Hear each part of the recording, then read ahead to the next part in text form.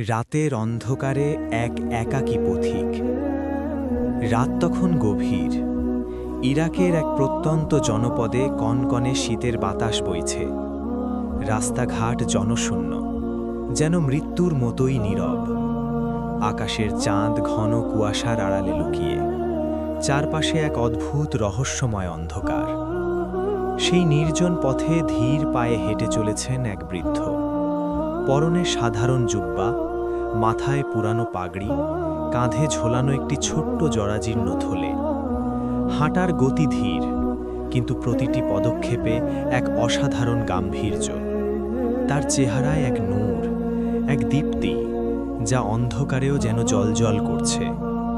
তিনি আর কেউ নন, তিনি হলেন মুসলিম বিশ্বের অন্যতম শ্রেষ্ঠ আলেম, হাদিস শাস্ত্রের অপ্রতিদ্বন্দ্বী সূর্য, লক্ষ কোটি মানুষের হৃদয়ের স্পন্দন, ইমাম আহমদ ইবনে হাম্বল রাহিমাহুল্লাহ। কিন্তু আজ এই অচেনা শহরে তাকে চেনার কেউ নেই। তিনি নিজের পরিচয় গোপন করে সফরে বেরিয়েছেন। দীর্ঘ পথ চলার ক্লান্তিতে শরীর ভেঙে আসছে।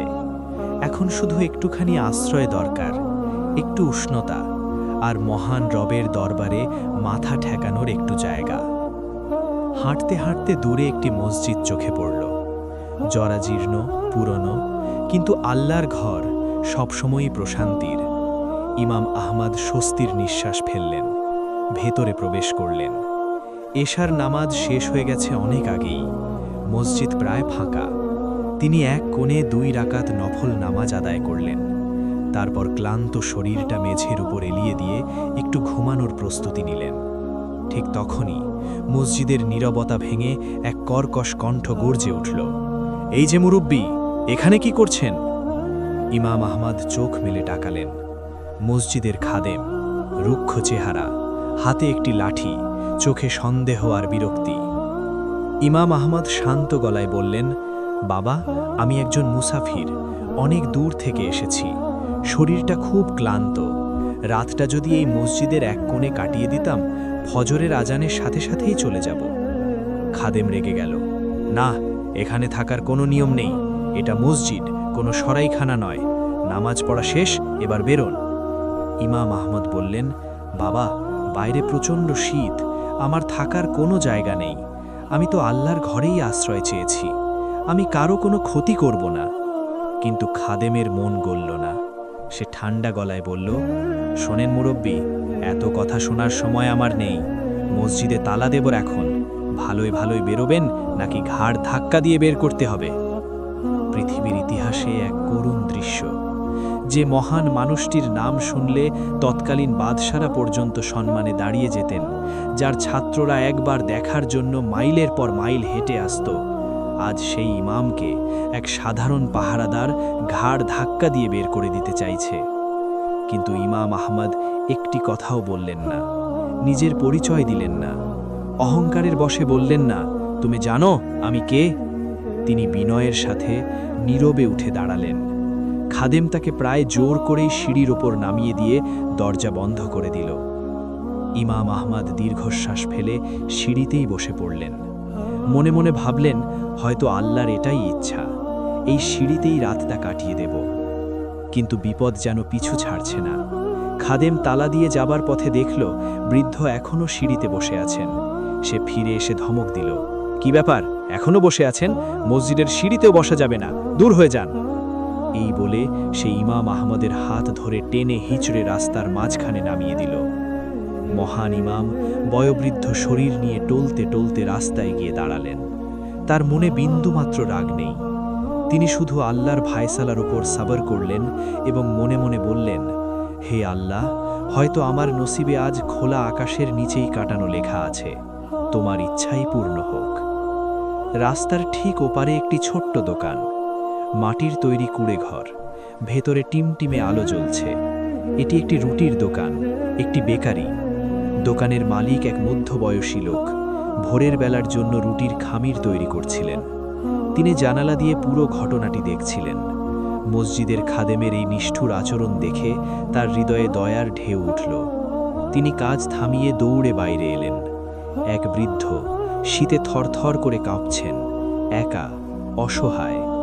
রুটিওয়ালা বিনয়ের সাথে বললেন, ওহে মুসাফির, আপনাকে দেখে খুব সম্ভ্রান্ত আর নেক মানুষ মনে হচ্ছে। আপনি যদি কিছু মনে না করেন, আমার এই ছোট্ট কুড়ে ঘরে রাতটা কাটাতে পারেন।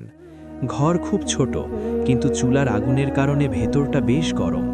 আপনি সেখানে আরাম করতে পারবেন। ইমাম আহমদের মুখে হাসি ফুটল। তিনি বুঝলেন আল্লাহ তার জন্য ব্যবস্থা করে দিয়েছেন।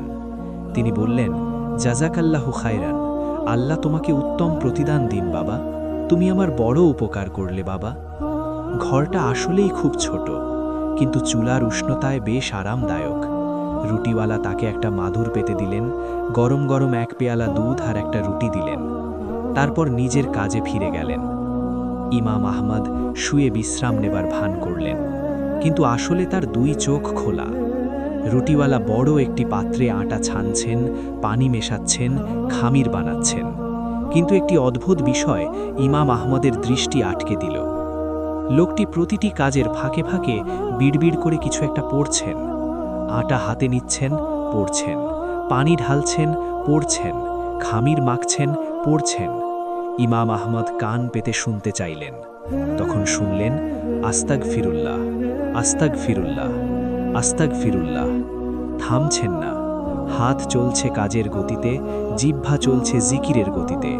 ক্লান্তি নেই, বিরতি নেই। যেন শ্বাস প্রশ্বাসের মতোই এই ইস্তেগফার তার জীবনের অবিচ্ছেদ্য অংশ হয়ে গেছে। ইমাম আহমদ মুগ্ধ হয়ে শুয়ে রইলেন। সারা রাত ঘুমালেন না। শুধু দেখলেন, শুধু শুনলেন। এক সাধারণ মানুষের এক অসাধারণ আমল। হাজার হাজার বার ইস্তেগফার, রাতের গভীরতায়, নীরবে, কোনো দর্শক ছাড়া। ভোরের আলো ফোটার কিছুক্ষণ আগে রুটিওয়ালার কাজ শেষ হলো। তিনি হাত ধুয়ে বিশ্রাম নিতে এলেন। ঠিক তখন ইমাম আহমদ উঠে বসলেন। তিনি জিজ্ঞাসা করলেন, বাবা, আমি সারা রাত ধরে লক্ষ্য করলাম তুমি প্রতিটি কাজের ফাঁকে ফাঁকে আল্লাহর কাছে ক্ষমা চাইছ, ইস্তেগফার করছ। তুমি কতদিন ধরে এই আমলটি করছো? রুটিওয়ালা মুচকি হেসে বললেন, হুজুর, এটা আমার অনেক দিনের অভ্যেস। যৌবনকাল থেকেই করছি। এখন অবস্থা এমন হয়েছে যে চাইলেও থামাতে পারি না। আমার অজান্তেই মুখ দিয়ে আস্তাগ ফিরুল্লাহ বের হতে থাকে। ইমাম আহমদ কৌতূহলী হয়ে জিজ্ঞাসা করলেন, এত বছর ধরে ইস্তেগফার করছ, এর বিনিময়ে কি দুনিয়াতে আল্লাহর কাছ থেকে বিশেষ কোনো ফল পেয়েছ? রুটিওয়ালার চোখ দুটো উজ্জ্বল হয়ে উঠল। তিনি আবেগের সাথে বললেন, হুজুর, আল্লাহর কসম করে বলছি, আমি এই ইস্তেগফারের বরকতে এক অলৌকিক ফল পেয়েছি। আমি যখনই হাত তুলে আল্লাহর কাছে যা চেয়েছি, আল্লাহ আমাকে তাই দিয়েছেন। আমার এমন কোনো দোয়া নেই যা কবুল হয়নি। যখনই বিপদে পড়ি, ইস্তেগফার পড়তে থাকি, আর আল্লাহ গায়েবভাবে সেই বিপদ দূর করে দেন। ইমাম আহমদ অবাক হয়ে বললেন, সব দোয়া কবুল হয়েছে? রুটিওয়ালা একটু ম্লান হাসলেন। দীর্ঘশ্বাস ফেলে বললেন, সবই কবুল হয়েছে হুজুর, শুধু একটি দোয়া ছাড়া। কি সেই দোয়া? রুটিওয়ালার গলা ভারী হয়ে এলো। তিনি বললেন, হুজুর, আমি লোকমুখে শুনেছি এই যুগের শ্রেষ্ঠ আলেম, হাদিস শাস্ত্রের সূর্য ইমাম আহমদ ইবনে হাম্বাল রাহিমাহুল্লাহ খুব বড় একজন আল্লাহওয়ালা মানুষ। আমার মনের খুব শখ মৃত্যুর আগে একবার নিজের চোখে তাকে দেখব। আমি আল্লাহর কাছে বহুদিন ধরে দোয়া করছি, হে আল্লাহ, তুমি আমাকে ইমাম আহমদের সাথে সাক্ষাৎ করিয়ে দাও। তিনি একটু থামলেন, তারপর বললেন, কিন্তু মনে হচ্ছে এই দোয়াটি কবুল হওয়ার নয়, কারণ তিনি থাকেন বাগদাদে আর আমি থাকি এই অজপাগাড়ায়। আমার সামর্থ্য নেই সেখানে যাওয়ার, আর তারও এখানে আসার কোনো কারণ নেই। রুটিওয়ালার কথা শুনে ইমাম আহমদের বুকের ভেতরটা কেঁপে উঠল। চোখ দিয়ে অঝরে পানি পড়তে লাগল। তিনি বাকরুদ্ধ হয়ে গেলেন। রুটিওয়ালা অবাক হয়ে জিজ্ঞেস করলেন, হুজুর, আপনি কাঁদছেন কেন? আমি কি ভুল কিছু বললাম? ইমাম আহমদ নিজেকে সামলে নিলেন। কম্পিত কণ্ঠে বললেন, না বাবা, তুমি ভুল কিছু বলনি। আল্লাহ তোমার ইস্তেগফারের উশিলায় তোমার সেই একটি বাকি দোয়াও কবুল করে নিয়েছেন। রুটিওয়ালা অবাক হয়ে বললেন, মানে? ইমাম আহমদ বললেন, তোমার সেই দোয়াটি কবুল করার জন্যই আল্লাহ তাআলা আজ এক অদ্ভুত পরিস্থিতির সৃষ্টি করেছেন। তিনি আমাকে বাগদাদ থেকে বের করে এনেছেন। আমার অজান্তেই আমাকে এই শহরে নিয়ে এসেছেন, মসজিদ থেকে ঘাড় ধাক্কা দিয়ে বের করিয়েছেন, আর শেষমেশ তোমার এই কুঁড়ে ঘরে টেনে এনেছেন। রুটিওয়ালা হতভম্ব হয়ে তাকিয়ে রইলেন। ইমাম আহমদ বললেন, আমি সেই হতভাগা আহমদ ইবনে হাম্বাল। এই কথা শোনার সাথে সাথে রুটিওয়ালার হাত থেকে পানির গ্লাসটি পড়ে গেল। তিনি বিশ্বাস করতে পারছিলেন না, থরথর করে কাঁপছেন। যে মানুষের জন্য তিনি বছরের পর বছর তাহাজ্জুদে কেঁদেছেন, আজ সেই মানুষটি তার নিজের ঘরে তার মেহমান হয়ে বসে আছেন। রুটিওয়ালা দৌড়ে এসে ইমাম আহমদের হাত জড়িয়ে ধরলেন, হাউমাউ করে কাঁদতে লাগলেন, আল্লাহু আকবার, আল্লাহু আকবার, আল্লাহ আমার সব দোয়া কবুল করেছেন, আমার আর কিছু চাওয়ার নেই। ইমাম আহমদও তাকে জড়িয়ে ধরে কাঁদলেন, বললেন, ভাইরে, আমি ভাবছিলাম কেন আমাকে মসজিদ থেকে অপমান করে বের করে দেওয়া হলো। এখন বুঝলাম এটা ছিল আল্লাহর পরিকল্পনা। তোমাকে দেখানোর জন্য, তোমার ইস্তেগফারের মর্যাদা রাখার জন্য তিনি আমাকে তোমার দুয়ার পর্যন্ত টেনে এনেছেন। দূর থেকে ভেসে এলো ফজরের আজান। আল্লাহু আকবার, আল্লাহু আকবার। ইমাম আহমদ এবং রুটিওয়ালা দুজন দুজনের হাত ধরে একসাথে মসজিদের দিকে হাঁটলেন।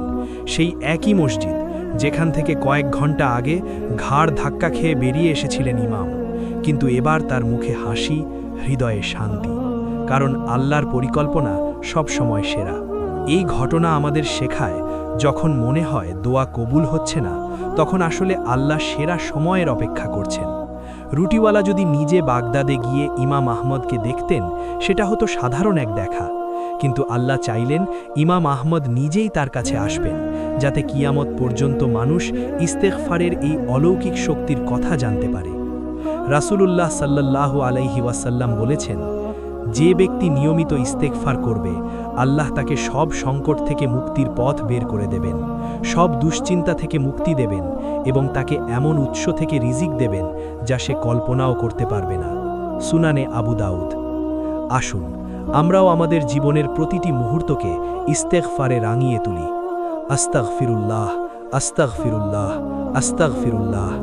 কে জানে, হয়তো আপনার একটি ইস্তেগফারের উশিলায় আল্লাহ আপনার জীবনের সব বন্ধ দরজা খুলে দেবেন। সুবহানাল্লাহ। আল্লাহ আমাদের সকলকে নিয়মিত ইস্তেগফারকারীদের অন্তর্ভুক্ত করুন। আমিন। আপনার হৃদয়ের সামান্যতম নাড়া দিয়ে থাকে, তাহলে কমেন্ট করে সুবহানাল্লাহ লিখুন। আর এমন শিক্ষণীয় ভিডিও নিয়মিত পেতে আমাদের চ্যানেলটি সাবস্ক্রাইব করে বেল আইকনটি বাজিয়ে দিন। দেখা হবে পরের ভিডিওতে। আল্লাহ হাফেজ।